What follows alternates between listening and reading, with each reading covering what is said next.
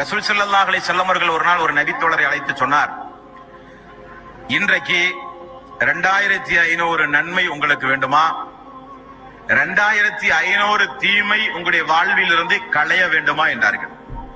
2500 நன்மை உங்களுக்கு ஒரே நாளில் கிடைக்கின்ற வழியை நான் சொல்லித் தரவா வேண்டுமா, 2500 தீமைகள் உங்களுடைய வாழ்வில் இருந்து ஒரு நாளைக்கு களையப்பட வேண்டுமா என்று ரசூல் ஸல்லல்லாஹு அலைஹி வஸல்லம் அவர்கள் கேட்டார்கள். ஆமாம் யா ரசூலல்லாஹ். அப்ப நபிகள் நாயகம் ஸல்லல்லாஹு அலைஹி வஸல்லம் அவர்கள் சொன்ன பதிலை பாருங்கள். எவ்வளவு சாதாரணமான நன்மைகளை அதிகம் அதிகம் பெற்றுத் தருகிற வழிமுறையை ரசூல் ஸல்லல்லாஹு அலைஹி வஸல்லம் அவர்கள் சொல்லித் தருகிறார் பாருங்கள்.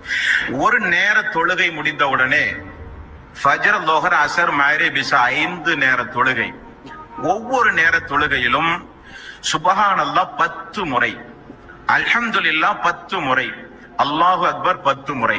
அப்போ ஒரு நேர தொழுகைக்கு 30 முறை தஸ்பீஹ் நீங்கள் சொன்னீர்கள்.